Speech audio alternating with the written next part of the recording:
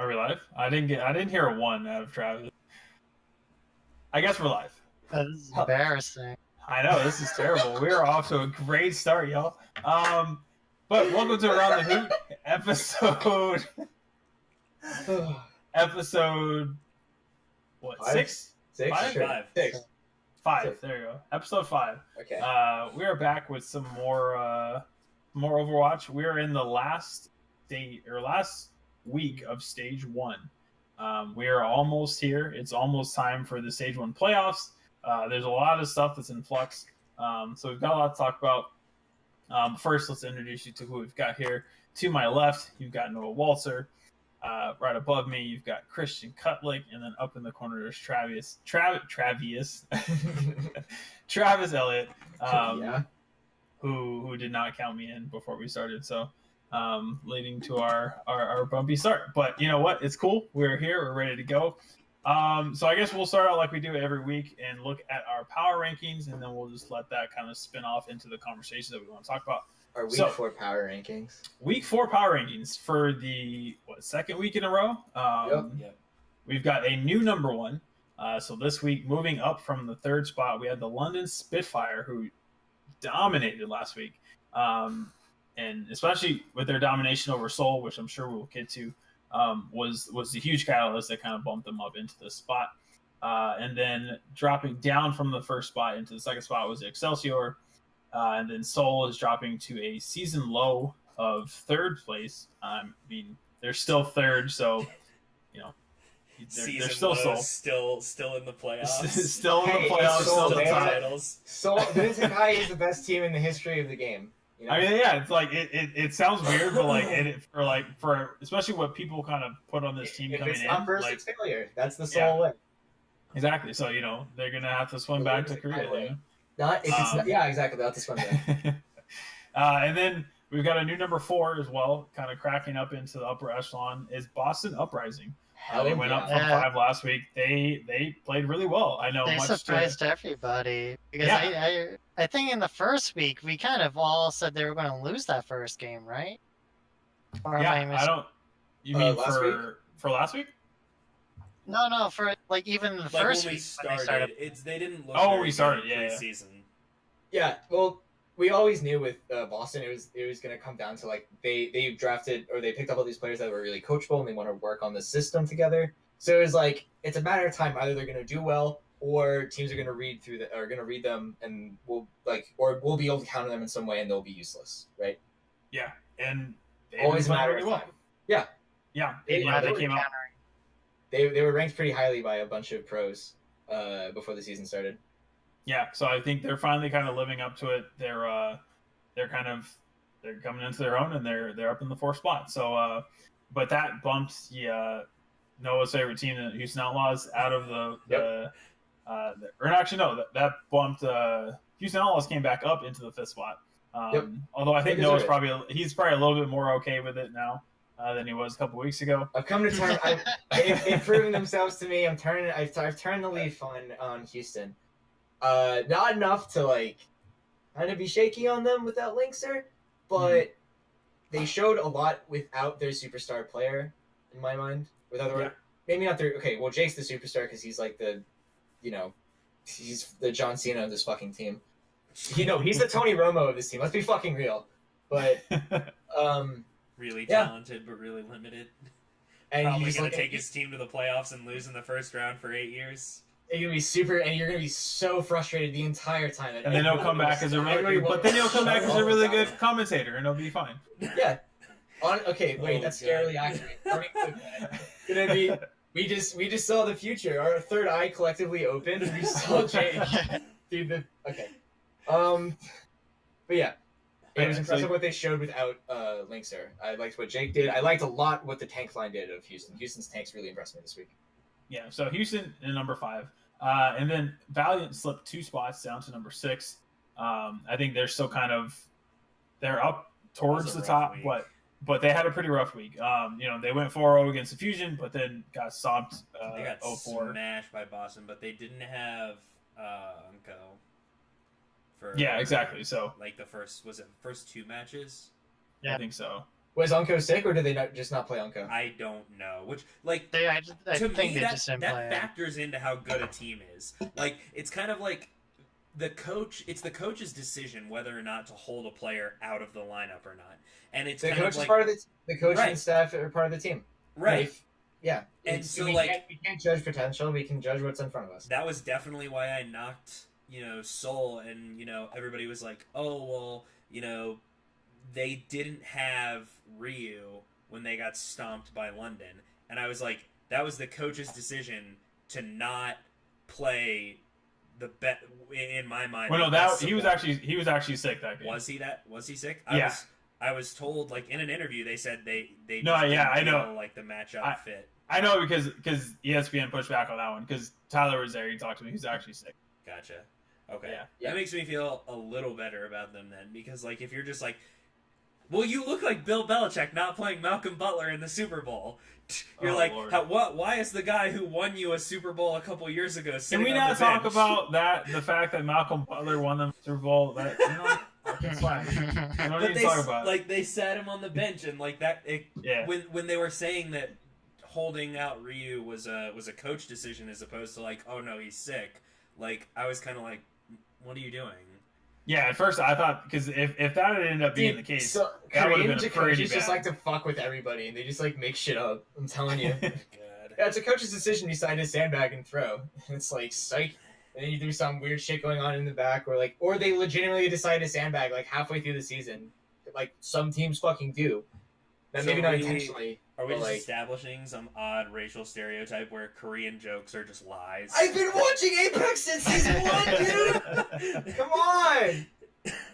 I have my legit South Korean Overwatch guy card stamped somewhere. Hold on. Nah. Seoul has mid-season slumps. This might be it. Ryu's being sick might not help, but like, Flutta hasn't been looking too impressive, and I refuse to believe Flutta's success is 100% tied to Ryu Jaehong. Sure. You know. Anyways, Seoul's probably gonna get their stuff together. I'm not too worried about them. Yeah, I think they'll be fine. Yeah, they'll make it to playoffs for sure. Yeah. So then that was number 6. And number 7, we've got Fusion stayed at number 7. Gladiator stayed at 8. Shock went up 1 to 9. Good for them. Dallas dropped to 10. And then Shanghai is still at 11. And the Mayhem are still at 12. So Yeah. Yep. not much movement in the bottom half of the rankings. It's a damn shame. Because these teams just kind of seem set in what they're going to be doing. So If Does Dallas that- didn't show a bunch of promise against the Excelsior, like, I probably would have dropped them to 11 because, like, Philly just smacked them around. Like, Let's be fair though. I think Dallas has a propensity to play above their level against the Koreans I agree. because they are the Western team that has the most experience at beating Korean teams. They've probably played against these guys a bunch, and they're probably scrim partners too. At least because like Envy went when Envy went to Korea, everybody liked to scrim them because it's a bunch of Americans, or they're just like a bunch of Westerners. They do random shit, and you'd always tell in Apex which teams were playing against Envious in scrims because those were the teams that used Sombra on 2CP maps. Because like Envy's back in Korea, they would run Sombra basically every 2CP map. It was pretty cool. I don't want to say that like Envious started the Sombra meta before anybody gets mad at me. But like, you can always tell which pocket pocket of scrim partners Envious was in based on who's playing Sombra. Mhm. Dallas needs to blow something up. They need to blow up they have to blow up the original Envy roster at this point in my mind. How do you guys feel about that? So But you mean like switch it out? That's what you mean by blow it up? Blow it up as in like somebody has to go. Okay. I don't know about I somebody has agree. to go, but I mean, like, so when Christian was talking about like how good Boston has been versus our expectations, Yeah. and I was obviously waiting till we talked about the fuel to talk about this. Is that the Overwatch League? We're in stage 1 and everything's really exciting, but this isn't a sprint; it's a marathon. Like, Mhm. Okay. we still have 4 more stages to go before playoffs, and so like. What I see from a couple of teams is that some teams are building tall, like the Boston Uprising. And I feel like Dallas is building wide. And what I mean by that is, like, Boston building tall is that they are focusing on one particular thing. They run quite possibly the cleanest dive composition in the league at the moment. And they're really good at that. But it's not like they have a ton of variation across their team. Whereas, like, before XQC muffed up his entire Stage 1, Dallas kind of looked like they were trying to build wide, meaning that they were adaptable to all kinds of different things, which is kind of highlighted by the pickup of Seagull in the initial roster. And then it's even more highlighted by bringing in AKM, who's like a dedicated hit scan. He's just like all the hit scan heroes. We'll get to AKM in a hot second. I do want to point out, I think out of the two tanks, XQC is certainly the most aggressive, and Coco is a very passive main tank. So if XQC hadn't have done that, I think Dallas would have won more games. I think it's fair to say at this point. Yeah, I think it's fair to say at this point, with a more aggressive tank who could play Winston at a high level and who could play at Reset at a high level, or like at least not that Coco can't, but like you pick Coco's not the Coco doesn't start shit. Sure, but well, I mean, Mickey doesn't either. Is like that was one of the problems that they had initially was that, you know, Coco is passive, yeah, but so was Mickey, and like XQC would always call the targets for Mickey, and then XQC's gone for the rest of Stage 1. Suddenly, you know, they're reliant on one of these two tanks who are basically mutes to be calling the targets, and Effect's just like, you're calling the wrong targets, like, the only way that I can win is to play Widowmaker and just delete people. Or like Doomfist and stuff like that. Sure. Coco's not quiet in comms. But that does kind of bring me to, I think, my problem. When I say the Envious core has to break up, and Dallas has to blow something up, I think Mickey has to be on the chopping block right now. Because let's face it, Mickey has not looked like an elite diva in this league. Yep. Right? The way Dallas are winning games or are losing games, actually, are just so pathetic that they can't, like, they get caught by random spam through doorways. Yeah, like, it's just like they get disoriented quickly, and they're not like tanking damage at all either. It's really weird. Like people are just getting picked off all over the place usually, or they get so damaged before the fight they just die. Yeah, like they have no sense of urgency whatsoever. They are moving so goddamn slowly. And like maybe this is a team that needs a Lucio, and maybe next patch they'll be fine because Harry Hook will be able to play Lucio, and he won't have to play like Zen. Which I don't want to see him on Zen. I'd much rather see Chips, but Chips is the best support on the team. So like, I don't think Harry wants to be on Zen either. Yeah, exactly. And like, I guess you can't play Kusta because you can't play Kusta. I don't know what's going on there. I mean, I think he's a better Mercy player, but I feel like that's not saying much. Chips dying, I don't think is the fault of Chips. I've seen enough of their games, and I think Chips does everything he can to keep his front line propped up, but I'm not quite sure what the front line is doing. And XQC is coming back, so I don't think you need to make a change in main tank. So I think the change you need to make is get a new off tank, especially in this upcoming meta. If Mickey can't play well with the rest of his team during Meatball, that's a problem. I mean, do you think XQC's return fixes that problem to some degree? Well, kind of. I think Coco. This is a Coco favor. If the meta is Ryan favored, you're gonna see Coco. Coco's Ryan's good. Like Coco Ryan good, right? And I don't know why you would take Coco out in a Ryan meta, especially when stuff like Zarya is strong and you can put effects on that, right? Because effects and Coco can play passively and then wait to farm ultimates and stuff, and then they just explode in and go. And it'll be like old Envious with Harry Hook's timing, with Harry Hook calling pushes and stuff as Lucy. So do you think it's a combination of the meta and the XQC like debacle? Yeah, having XQC back will certainly help for particular maps where they want to run dive or Risa comps for like anti meatball basically. And I think XQC is just better overall on King of the Hill on control. Oh yeah, absolutely. Right.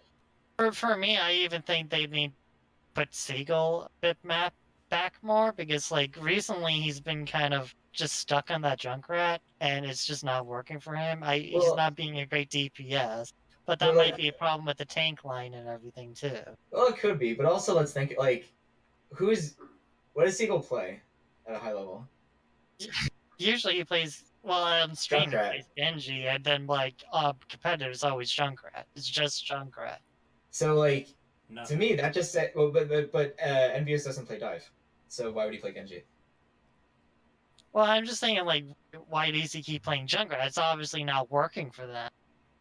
Because it's what he plays. Seagull is just always underwhelming to me. He's like the Eli Manning of the Overwatch League. He falls ass backwards into the perfect situation. Well, that's kinda and what I'm manages to saying, but capitalize. That's what, I don't know why that's they what he keep him does. around. Hey, that you take those, you know. Sure. I don't know how many. I mean, games- it won the Giants 2 championships. So Yeah, like, you know. exactly. But I mean, Hey. like that's my thing. Is like Seagull is not gonna like make a play or like make space. He will find himself in a place where it's the most obvious thing in the world that it is time to use Dragon Blade right now. Like He chills and he just chills in the middle of fights. He does nothing until like everybody else pops ultimates for him. Yeah. Or somebody forces all the ultimates out. But yeah, like the front line's not coordinating, so it's like, well, what the fuck? Mickey's just like off doing his own. Like Mickey tries to do something, and then Coco's just like, I'm not there, and then nobody else is there. It's like, it just kind of feels like Mickey got Feels into like so bad cute. habits during the meta where Diva was super powerful because he Yeah, could exactly. go do his own thing, kill a bunch of people, emerge Nobody can stop him unscathed, because he and has, like, 10 return. hours. Yeah, Matrix. Yeah, you have 10 hours of Matrix. You can just sit in front of somebody. They can't do anything. You can't do that anymore. So that's why I'm arguing for replacing Mickey. What problems does AKM solve in your mind? I'm kind of curious to hear. I mean, it's not like AKM comes in and solves like a particular issue that like Okay. they're not. Well, okay, in a way, it does a little bit solve a Taimu problem where if he's just not feeling it, like they can just yank him. But Like, here's the thing: Envy looks true or false. Dallas has looked its best when it's playing Taimu this year. Regardless of if he's popping off, they look their best as a they team. look when their he's best there. as a team. Yeah, that's true. But I mean, like, we haven't seen them play with AKM at all. Like, you know, once they start screaming, once they start gelling, like, who's to say that he's gonna look worse? But I mean, like, for me, it solves the problem of, hey, we need a DPS player who's consistent in terms of their picks, and you know, because he, you know, put the wrong spread on his toast this morning, he's missing every shot he takes. they do have this one guy. His name is Effect. He's pretty good.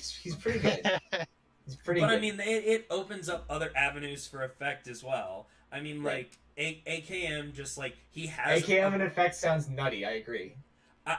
He has a good hero pool to complement the other DPS. I don't see him being like the go-to guy, but I mean he's a good placeholder for Taimu when, you know, he's not feeling it. Here's my thing. XQC. I think this comp with AKM requires XQC to shut the fuck up on stream and not get banned. Because if That's right? all Lord. That's what I'm saying. That's it's a lot to ask for. But if him. XQC and Effect are on the same page, right? And Effect and AKM if they all get on the same page, and XQC can start making because like they need a shot caller that will tell them do this now, and like not be like kind of like they need a mean shot caller, you know? Sure. Mhm. They need somebody to whip him into shape because they have like it's not that they lack discipline, but like they lack urgency. They need somebody who just slams the go button. Sure. They'll be able to slam the go button next year. I'm just worried that like without Taimu, this team might fall apart because that's kind of what happened. It's what's happened so far. I mean, So, I don't but- think AKM's not gonna be that. Like, I think he can be that guy for them. What if Taimu just switches to off tank and he wins Diva? That solves other problems, right? That solves all their problems. Okay, well, So Dallas, do you think you're welcome. Do you think that Dallas are they gonna bounce back next? If they don't make any major changes, we don't know if they will. You know, we know AKM's coming in, but do you think this is a team that can improve from 1-7 and definitely, actually become yes. a contender? Yes. No. Okay. They will definitely improve from They're- 1-7. They might have There's the best nowhere to go but up.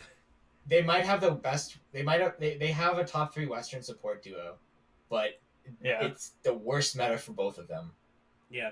Like Chips will play Sombra most of the Yeah. time. On like Volskaya, that was their special. Chips would play Sombra. They would do Sombra Lucio for heals, and they just fucking They shot on every Korean team on Mhm. Volskaya. You couldn't pick them up against them. It was unwinnable. Chips is insane.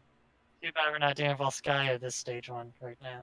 Hey, stage 2 though. That's what I'm saying. Stage 2, yeah. I mean, if the Rhine meta is prevalent, we could see if XQC can't get his shit together, we could see Effect move to that Zarya, and then you could see Taimu and AKM. Yeah, exactly. You can go like massive meatball comps. Right. Also, Effect plays Doomfist pretty well. Like he knows how to get kills. He's not like a solo queue PogChamp. Well, I mean, we saw that. We saw that when were they playing Philadelphia on Eichenwald? Was that the game that Effect? Yeah, it was that entire series in general. I think. Sure. Either against them or against the somebody recent, maybe like Boston. I know it was recent. I remember watching it happen. Doomfist is gonna have a field day in this upcoming meta, where it's just tanks and there's no and the only crowd control you have to worry about are like ultimate abilities and a Roadhog hook, and you have a Zarya bubble, like you're unstoppable. Nothing will be able to prevent Doomfist from getting in, chunking the backline for half and then knocking the Rhine in, so your team can just collapse. Like these teams that are better at playing slow ball are gonna pop off in season 2. I'm thinking maybe Gladiators potentially, definitely Dallas. London's gonna go nuts. London will win stage 2. Mark my words. Regardless, I don't know what's gonna happen stage 1, but London will win. London will win stage 2. London will win stage 2. All right. Prophet will come into his own. Prophet's best when he can just pop off and everybody on his team is like there with him in the enemy backline. So now the real question is: today, is Shanghai gonna beat Dallas? Oh god, would that be embarrassing? Would that be embarrassing? It would be embarrassing. Okay. But Dallas lost to Shanghai? A team who was predicted to finish top 4 by most people loses for the first win of what is essentially the worst team in the league. It would be embarrassing, absolutely, because I'm predicting Dallas is going to win this. We're hoping against hope. So the only tank core that's having. Oh my god! I'll put it this way: it's the Kansas City Chiefs were predicted to do well this year. Would it be embarrassing if they had lost to the Cleveland Browns? Yeah. Yes. Yeah. If the answer is yes. The Browns, it would be embarrassing for sure. But like I think like Shanghai, like we talked about kind of when we were putting together our rankings, like they have been improving, and I think they've been improving while Dallas has been regressing. I mean, I guess it's hard to say they've been regressing when they've basically just kind of been terrible all season. But while Shanghai hasn't won a game, like I feel like they've been playing better as the stage 1 has progressed. So I honestly wouldn't be surprised if Shanghai wins this game. And actually, like I said, we're not into predictions just yet, but I do think that they can. I think they can pull it out. Mm-hmm. They could, but that feels like such a long shot. Effect is so good. Okay, like if Effect loses to Shanghai, I would be really worried. I think he would like her on stage. It's going to be an interesting match regardless, because I guess you're seeing these two teams fight on the 2 equal tiers at least. They're almost so similar though. Like you have one, the DPS are like the only people who like can give or take away success on this team. The tanks are kind of doing their own thing. The off-tank situation for both teams is like really whack right now. And the support, they have a bunch of supports, but like it's all of them are in bad metas at the same time. Like all of their metas are bad right now, or all their pools are bad for the meta at the same time. But it's like what Dallas has Effect, Shanghai has Undead, and that's kind of like the situation is just like who wins between Effect and Undead. That's in this match. I would say it's rather Taimu versus Undead. I think Effect and Dia are so consistently good at multiple heroes, like whatever they need to play, right? Mm-hmm. Like, you never worry that Effect won't be able to do anything. Effect will always find a way to do something in a game. So will Dia. My issue is Undead versus Taimu, because they are both very streaky. When Undead starts looking hot, that's when this team looks their best, because then they have a dual threat system going, and Dia doesn't have the pressure on him, so he can shut up and create space. And then once the other team is looking at those 2 DPS who like to play really separate from each other, then the front line can establish itself and like find success. Not that Dallas is the same, but their 2 DPS have to be on fire for them to have a chance in the game. Their tank line and supports never create those opportunities. In regards to if Dallas can rebound, I think that by the end of this inaugural season, we will see them at least during one stage. They will put themselves in a position to win that stage. Not that they will win, but they will be in a position to win. Yeah, I reckon that Dallas will be better next stage. Yeah. Also, they'll have AKM, so like, yeah, that doesn't hurt. And I think speaking, just since we brought up the Dragons, I just want to get, we have to touch on it because it's been rumored. There's been conflicting reports of whether or not it's true or it's going to happen. But I don't actually know how to pronounce her name. Is it Guguri? Guguri. So she has been reported by ESPN to have been signed by she's going to be signed by the Shanghai Dragons. There's no deals in place, but it's expected to be announced in the next couple of weeks. But we'll see if it actually happens because they're apparently, Overwatch League says, hey, we haven't seen a contract, so we're not going to acknowledge that it's happened. Which I mean, that's fair. Sounds like somebody jumped the gun somewhere. Yeah, exactly. I mean, that's how she's most the of one these... who said it on stream. She said she'd be going to a Western. She would go to a foreign team. That's all she said. And then Slasher came out and said it. Yeah. So, but what do you guys think about this move? Is this something that is gonna make the Dragons, if it goes through, if she ends up on the team, she's on the starting roster. Well, if Zarya's going to be a great season stage 2. And maybe. But Guguri's also a good diva. She's more than a Zarya. Yeah, she's like a great off tank. She's mainly off tank. She's the top ranked tank in Korea. Yeah. So her going to Shanghai, it's like at least going to help their tank problems at the very least. I don't know if we'll fix the whole team. It depends on the other players that were reported to be in that deal. I think a great deal. I think everybody's like really hyper focusing on Guguri, and Guguri's the talent here, or like the big name for sure. Right. Not only in like what she represents as the first woman in OWL, but she's the best tank in Korean South Korean ladder. I remember at the beginning of the season, it's like people were talking about. Some people there were a couple articles like, why aren't there any girls playing? Why isn't Guguri playing? And he's like, Guguri's not good enough. She said it herself. She wasn't good enough back then, and then she grinded, and now she's good enough. Yeah, and now she is. Yeah, now she's good enough. Yeah, and she's gonna be there. And like you said, also not only is she rumored, but Fearless and Addo are also. Dude, my boy Fearless. Okay, yeah. Fearless is legitimately an ape. He just holds W and left click, regardless of what character he's playing. I love him. I mean, this could make Shanghai into like an actually scary team now. They'll have a tank line that can communicate with each other and protect back. They'll have a good tank line and support who can communicate with the tanks in Korean, because I think that they all have to learn Mandarin. Yeah, that's gonna be which is a tough language. Koreans, it happens in League. Like it'll happen here. Yeah, no, I'm not too worried about it. I wish there was a Chinese league. God damn it! I want to watch it now. Do you think with these three moves, Overwatch to show up? Basically, with these moves, if these moves end up coming, is this enough to pull them? Or where do you think that's going to put them? Because they're 12 now. Do you think that's going to put them top 6? Is it going to put them like 6 to 8? I think it'll put them above Gladiator. Yeah, I was. You took the words right out of my mouth. Better than Gladiators. I can't say much more with that much more than that with confidence. Probably on the same tier of Fusion. That's a good tier. Yeah. It's a good tier. Who drops down then?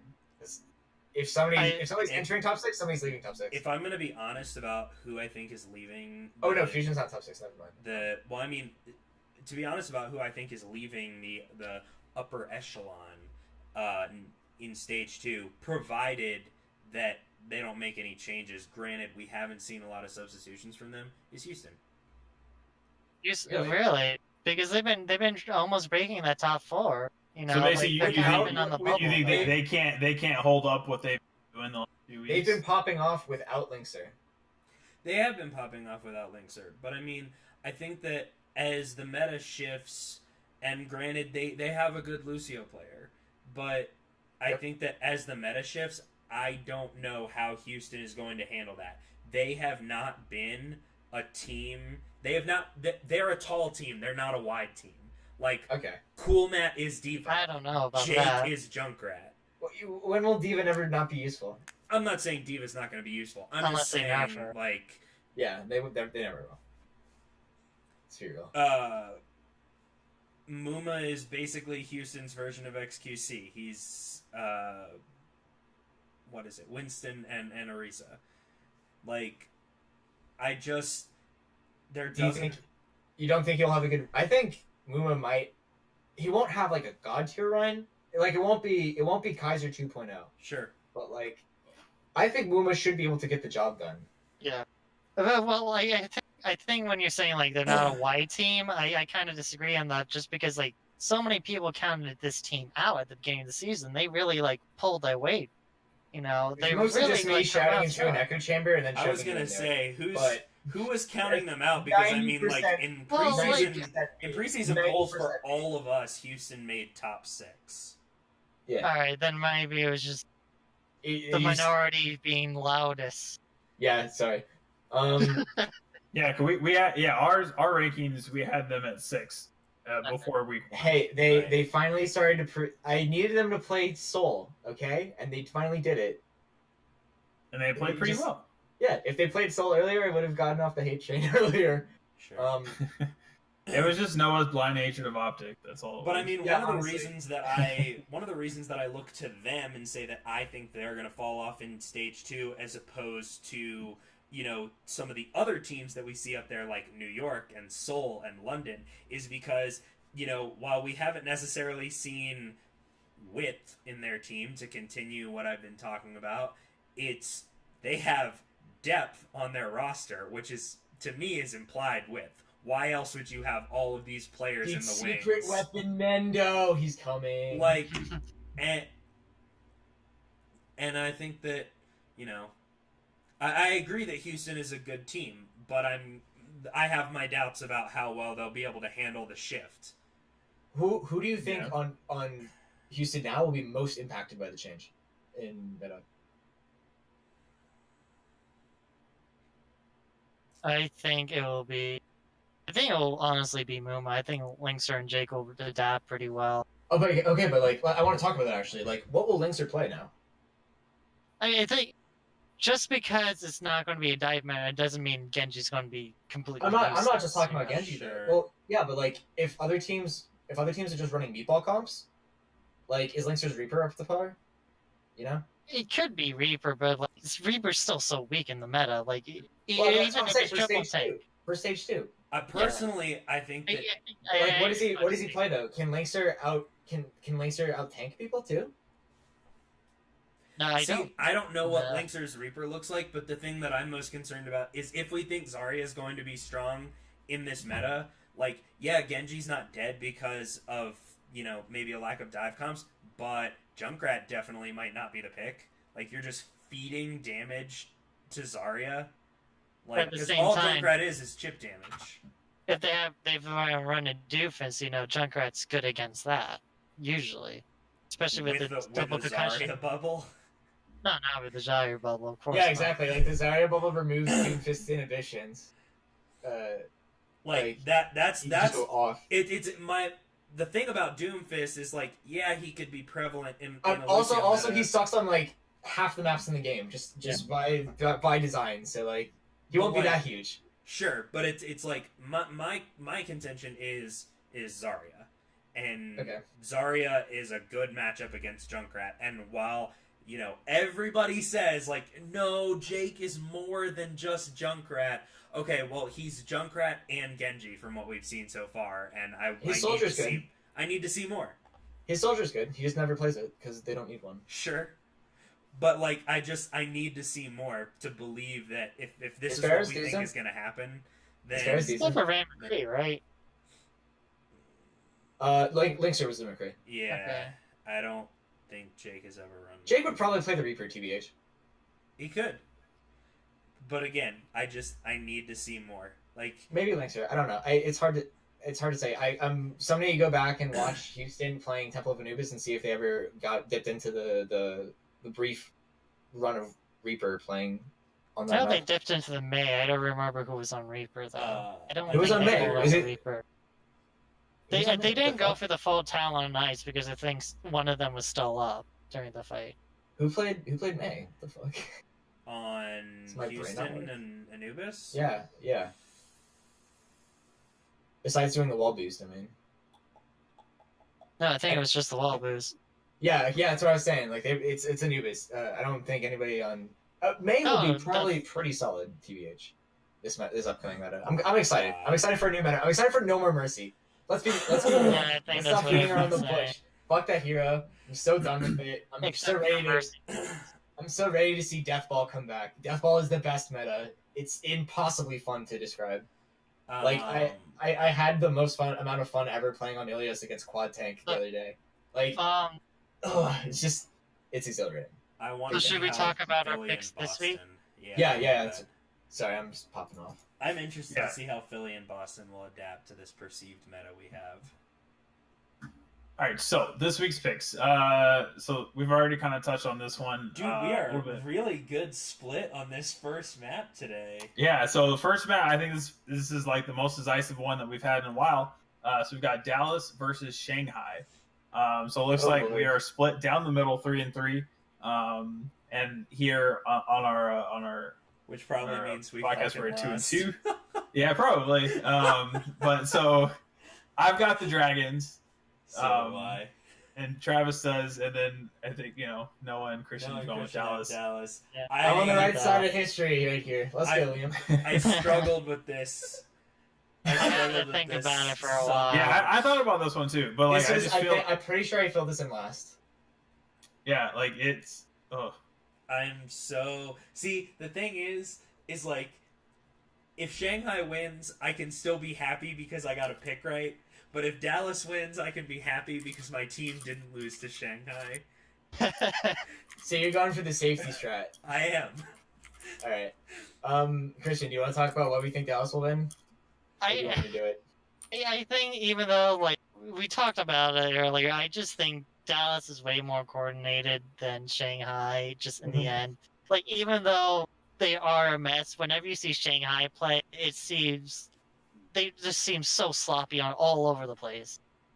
To me, Shanghai reminds me a lot of the team. Which team was it? It was Envious went to Korea, and Taimu absolutely opened a can of whoop ass on some Korean team, and he annihilated them. It was not pretty, and that team had good DPS, weak tank line, weak supports. They were out of their meta, and like they lacked coordination. And I see a lot of the same things. I think this is the beginning of. I think Timer will come back this game, and I think Effect is too damn good. Despite Mickey feeding, Effect is too damn good. I think even like Dallas is going to be. We can't lose to Shanghai. We at least have to get out stage one, not losing to them. Yeah, like I feel like that mentality. I feel like that mentality could actually come into play in them, because they could be like, all right, playing not to lose is not how you want to play. You want to play to win. Exactly, like going into it being like, oh my god, we can't lose this game. Yeah. Like that just makes it more likely that you probably will lose that game because you're psyching yourself out. I don't think so. I don't think Taimu chokes like that. Taimu just chokes in game. Taimu doesn't let pressure in. And if Taimu's leading this team, which I think they need to in order to get a win, because I don't know if Taimu does not see play at all, and it's just affects Seagull, I very much doubt it.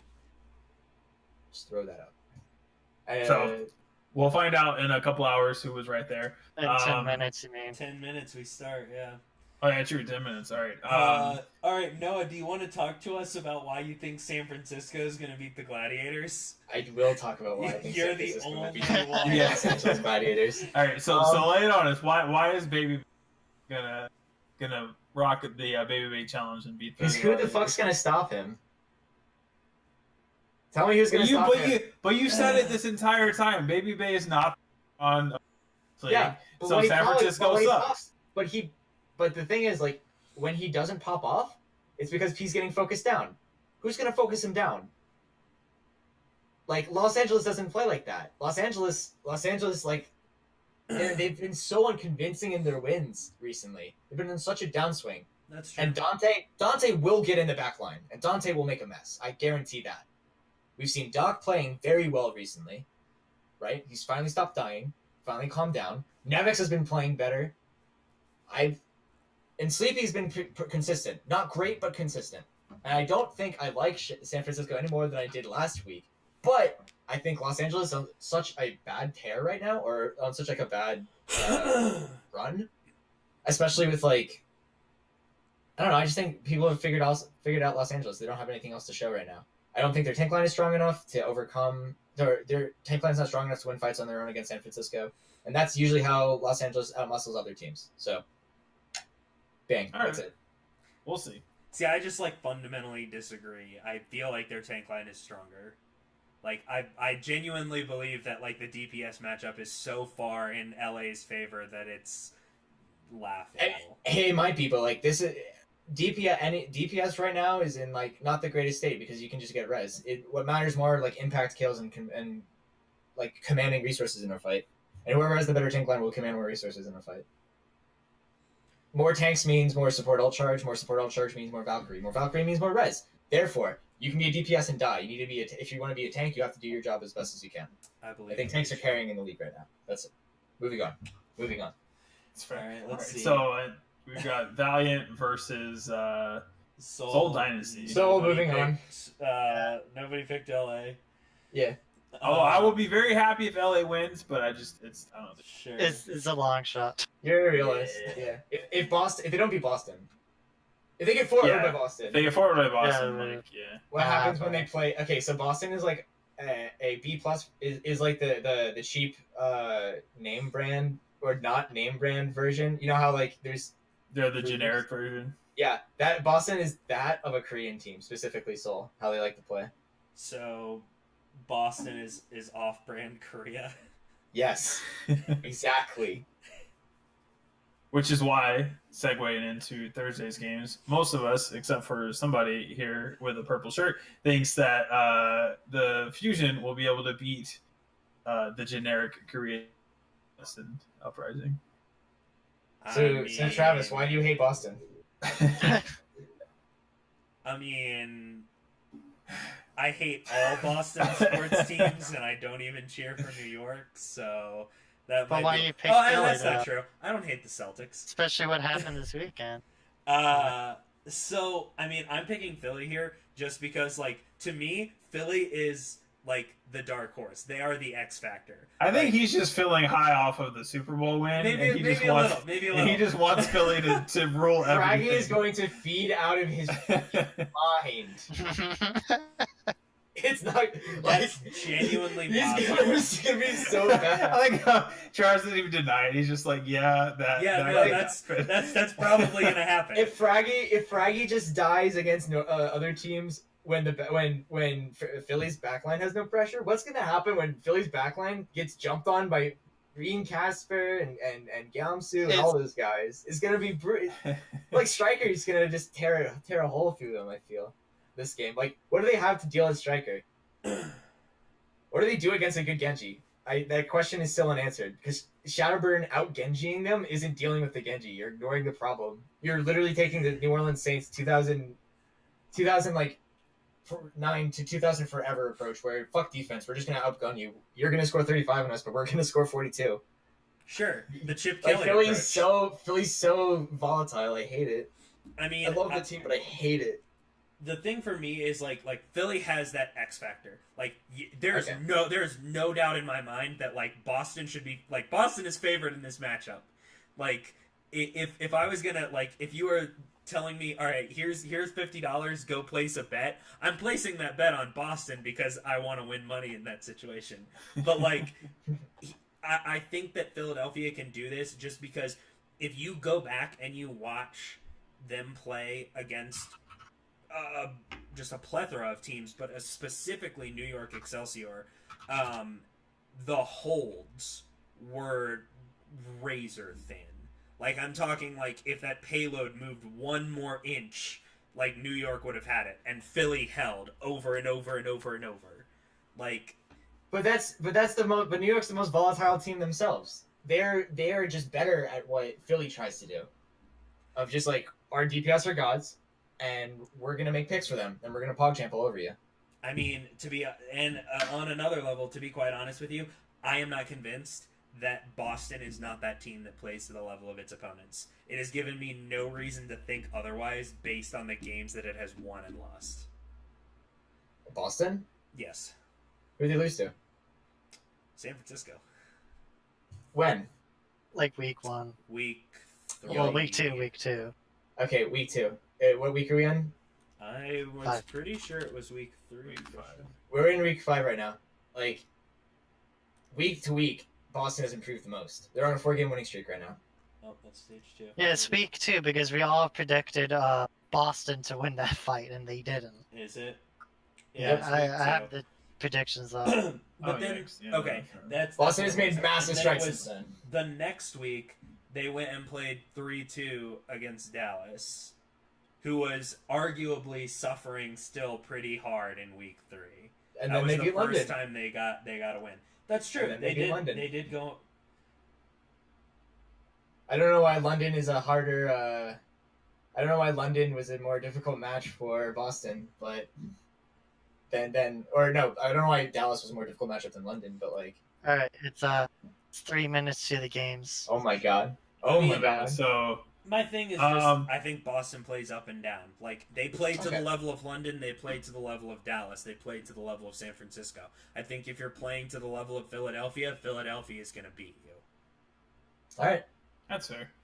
And then, so Thursday, we've all got the Excelsior beating the Mayhem, and London beating Houston. We did have one person picking Houston, but Steven's not here, so we'll just gloss past that. And then Friday, we've got Dallas versus the Gladiators. Most of us say Gladiators, but Travis is the contrarian once again, saying Dallas.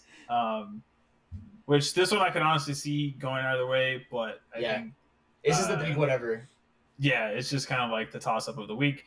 And then you've got Seoul. The fiesta of the week, if you will. Yeah, Seoul should easily stomp over the Shock. And then Valiant should dominate the Dragons. Yep. And then and the then- last day is the best day. You The last and I day are is the it. only ones who picked London. Yeah, And so London on versus New Saturday, York, yeah. so we've got London versus New York. That one, I think that's probably going to be like the match of the stage at this point because it'll be a good precursor going into the playoffs. Yeah. It's for the number 1 seed. Mm-hmm. Yeah, so I think like London's just been on such a tear lately. I think that they're playing the better Overwatch right now. We'll see if that stands against the Excelsior, but They're playing the better Overwatch because nobody in the league can stand up to the DPS core they have. But then you get to New York, and New York's DPS are better somehow, right? Like Prophet's Prophet's one of the top 5 players in the world. So might Savior BB, and Libero has been on fire recently. Yeah. Libero's been hard carrying that team. Not only that, but I think the tanks and the supports have been huge playmakers for New York, especially the supports. Not even just Jonak.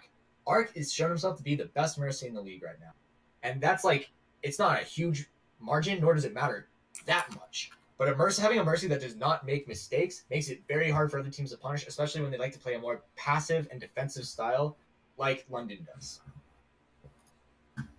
that's fair. So we'll see how that goes. Either way, I'm so hyped. It's gonna be fucking. Yeah. hype. Well, the it's funny gonna thing be is a they'll probably meet again later in the night for the playoffs because I think these two teams will probably Saturday. meet in the title game, the Yep. final game on Saturday. So we'll see.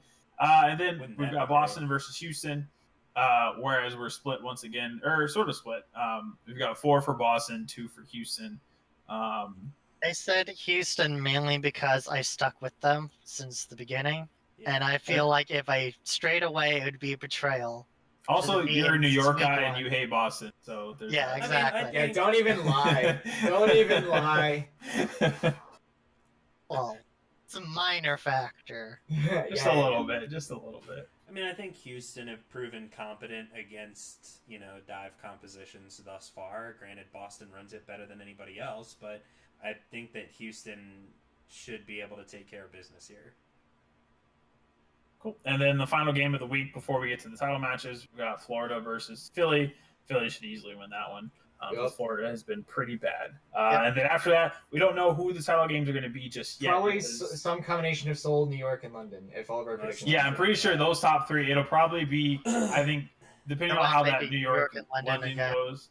I think it'll be Seoul versus New York for the first game, and then the winner of that, which Yep. will probably be the Excelsior, will play London again, and that'll be the title match. All right, closing but remarks. we'll so see. If we think that all Korean teams are going to be in there, who you got as the winner for stage 1, Christian?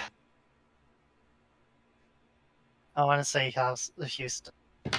No, I said all 3 Korean teams are in there. All 3 Korean teams? London, Yeah. Seoul, and New Jeez. York. Who wins? Who wins Oh, title 1? New York. There we I go. thought you meant who was 4th. Oh no. Wyatt, who you got? I got London. Well, I'm gonna go ahead and Was that- guess. I'm gonna guess that. I think we know where Noah. So I guess Noah thinks that the Seoul Dynasty is gonna come back and win Never stage count them 1. out. This is when they're strongest. Soul Dynasty is Lunatic High, and Lunatic High is a goddamn anime. They suck in the middle of the season because they have to, because otherwise it's uninteresting. And then come playoffs, the big bullies who beat them up earlier are like, "Hey, we're gonna take your lunch money." Then they fucking pop them in the jaw, and Lunatic High. Also, wins. just They go to just the so you guys hyperbolic know, time chamber.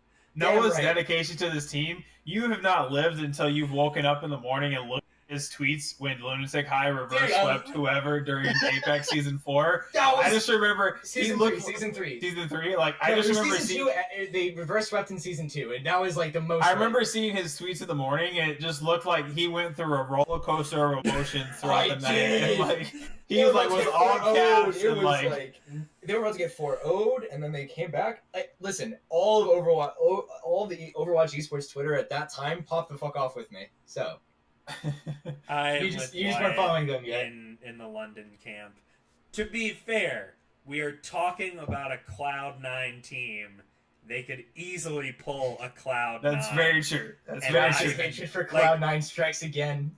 If They could bungle this easily. I could easily see, and I will totally tweet at Jack if it happens. London could like miss stage. They could lose out and miss stage 1 titles, and the ultimate Cloud9. Feels bad, man. So we'll see. But yeah, that's gonna do it for this week's edition of Around the Hoot. So we will see you guys next week to recap the end of stage 1, and we'll kind of see where things are at, and then we'll kind of make some predictions going into stage 2. You can check our how about we Twitters. just do a stage 1 recap, and then we can also talk about free agent rumors. Yeah, we'll do that. So that'll be Hell be yeah. next week. So we'll talk about what's going on there. You can see our Twitter handles below our names, and that's gonna do it. Go ahead. Overwatch League the game should be starting in a few minutes. So we'll catch you guys next week.